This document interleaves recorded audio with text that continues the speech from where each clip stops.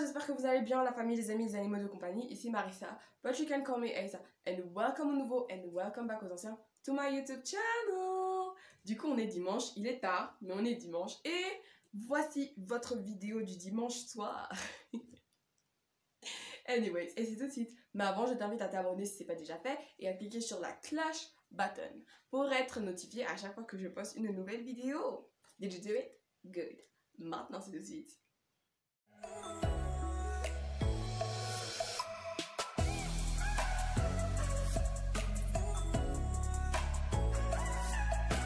Et les gars, on est de retour pour la partie 2 de Je réponds vos questions sur les études à Dubaï, aux Émirats Arabes Unis en général et ce tout de suite.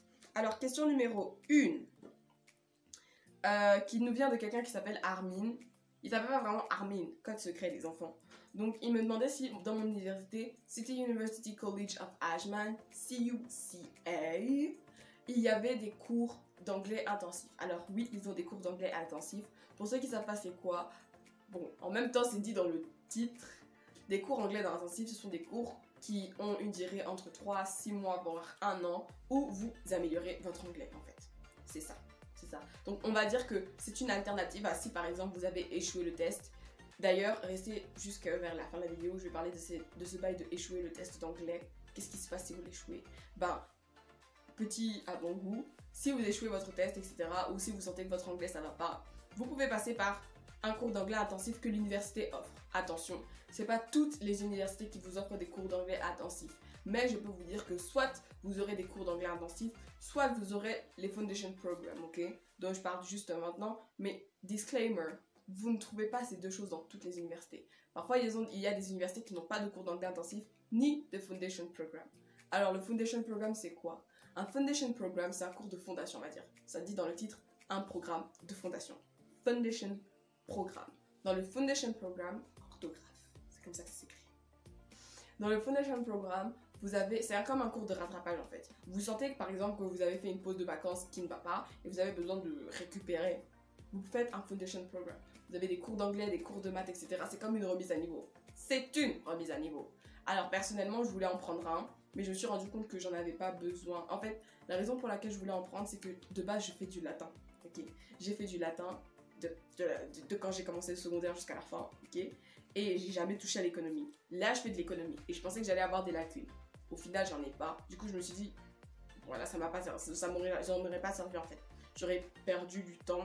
Ok, donc voilà, c'est vraiment à vous-même de vous dire est-ce que j'en ai besoin ou pas au final. Pour les frais de ces Foundation Programmes ou un English Intensive, ça dépend de l'UNIV. Ça peut être des $600, $1000, $2000. Faut faire des recherches. Visez une UNIV précise qui en a si vous en avez besoin. Voyez le prix et voyez si ça correspond à votre budget. Ensuite, Historia. Candidat numéro 2 nous a posé cette question.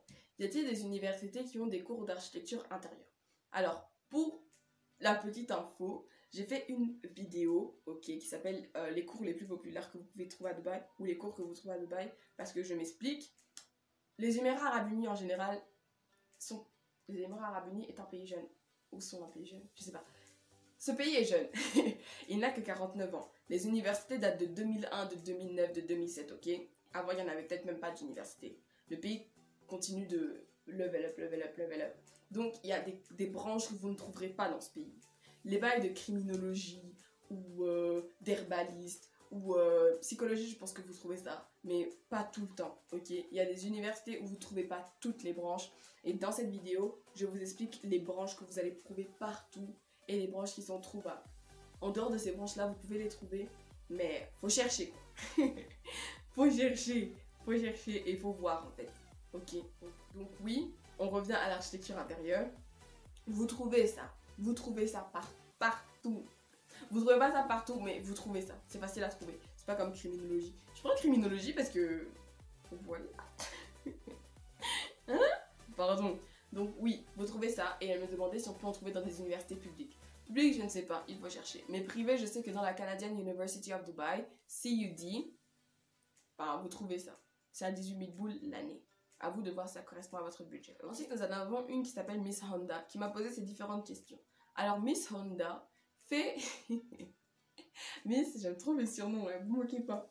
Donc Miss Honda fait des études, veut faire des études parce qu'en fait je crois qu'elle est à 2 ans de finir.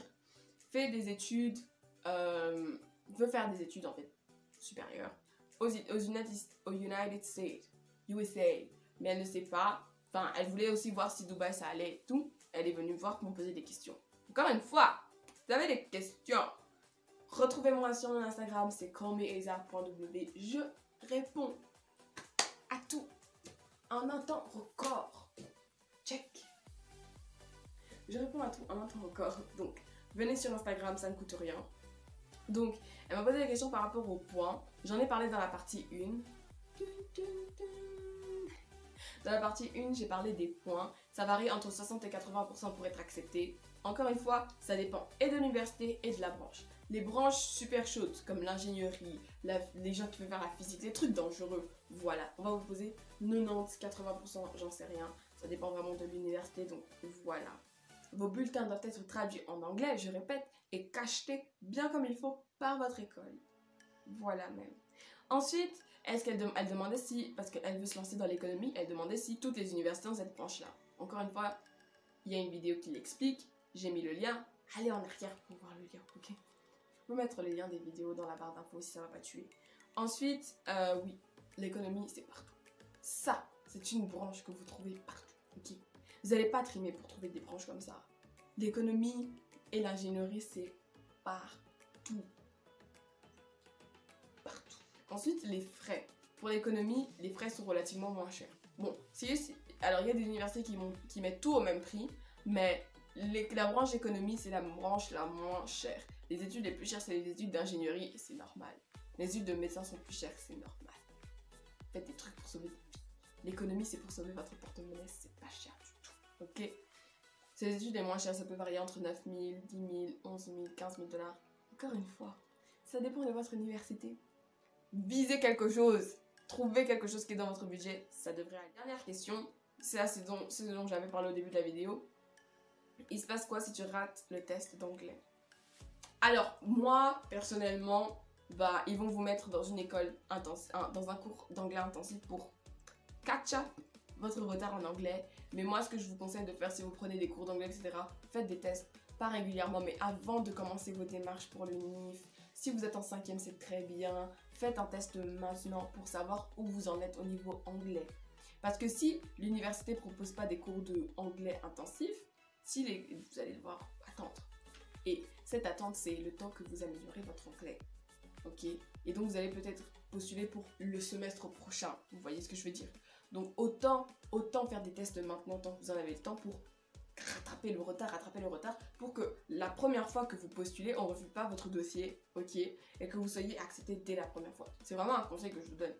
Bon, moi, j'ai pas appliqué ce conseil parce que moi, j'en avais pas besoin. Mon anglais was so perfect. Faites des tests bien avant pour savoir où vous en êtes et pour faites la vitesse et améliorer votre niveau d'anglais bien avant le test. Parce que faut pas vous retrouver là, vous faites votre test et vous voyez, ah non, en fait, mon niveau est merdique.